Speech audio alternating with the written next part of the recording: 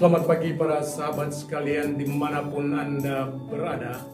Jumpa lagi dengan saya, Reinong Altum, dalam Renungan Embun Rohani Pagi dari Kota Ambon, Manisi, Senin 20 Juli 2020. Mari kita siapkan hati untuk berdoa.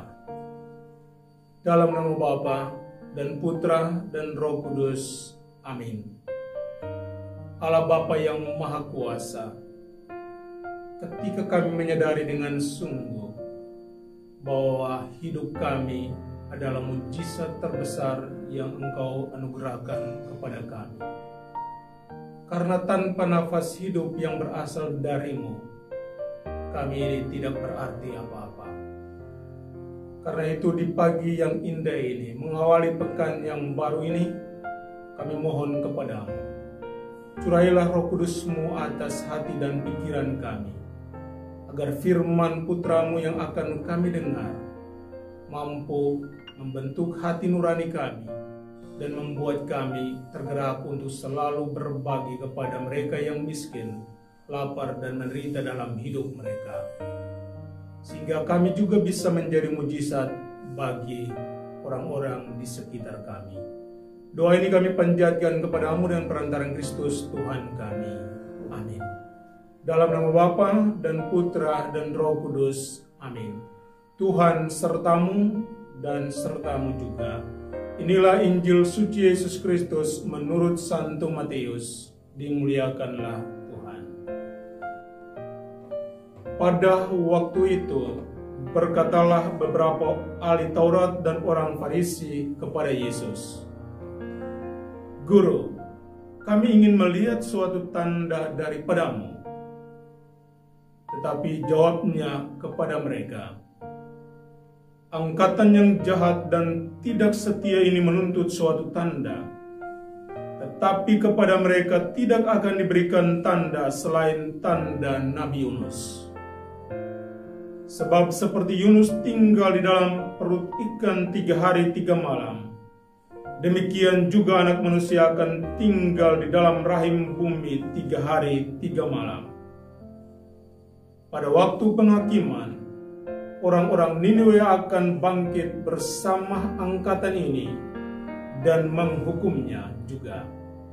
Sebab orang-orang Niniwe itu bertobat setelah mendengar pemberitaan Yunus, dan sesungguhnya yang ada di sini lebih daripada Yunus. Pada waktu penghakiman, Ratu dari Selatan itu akan bangkit bersama angkatan ini, dan ia akan menghukumnya juga. Sebab Ratu itu datang dari ujung bumi untuk mendengar hikmat Salomo, dan sesungguhnya yang ada di sini lebih daripada Salomo." Demikianlah Injil Tuhan. Terpujilah Kristus.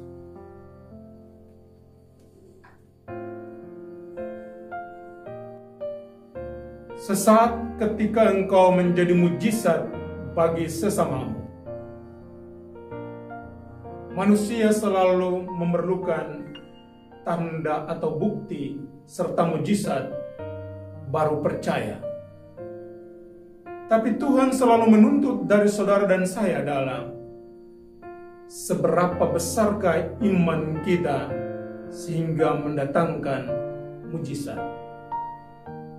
Para sahabat sekalian, orang-orang Farisi dan ahli Taurat, akibat dari keraguan mereka, ketidakpercayaan mereka kepada Yesus, maka mereka meminta tanda darinya. Tapi bagi Yesus, orang-orang ini sendiri tidak sadar bahwa mereka hidup hanya karena Tuhan, dan itulah mujizat terbesar bagi mereka. Pagi hari ini kita diingatkan lewat firman Tuhan yang barusan kita dengar untuk meyakini akan beberapa hal penting dalam iman kita. Pertama, bahwa menyadari bahwa kita hidup itu saja sudah menjadi mujizat yang harus kita syukuri. Apa artinya tubuh kita tanpa nafas hidup dari Tuhan? Apa artinya diri kita kalau Tuhan mengatakan atau Dia mengambil nafas hidup dari diri kita, dari tubuh kita? Karena itu, syukurilah setiap hari nafas yang Tuhan berikan kepadamu.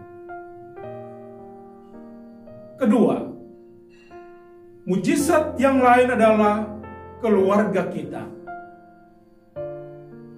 Kita ini bukan seperti robot atau patung. Kita ini dikandung dan dilahirkan. Kita lahir karena cinta dua orang, yakni ibu dan bapak kita. Walaupun ada juga banyak bayi yang lahir dan tak pernah melihat wajah ibu dan bapak mereka.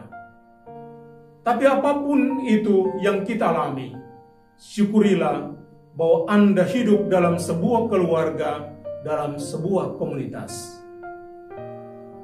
Dan ketiga, mujizat terbesar bagi kita orang Kristen adalah ketika kita berada atau masuk dalam Ekaristi Kudus. Dalam Ekaristi Kudus, mata kita melihat, hati kita merasakan, menyaksikan tubuh dan darah Kristus itu sendiri.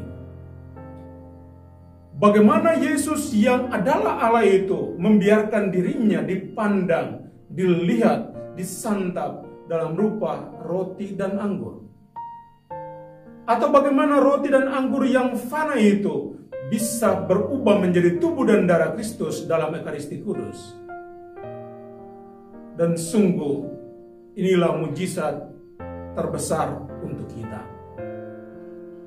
Karena itu bila Yesus telah memberikan mujizat ini kepada kita dalam Ekaristi Kudus, membagi-bagikan dirinya, tubuhnya dan darahnya kepada kita, maka hendaklah juga kita menjadi mujizat bagi orang lain.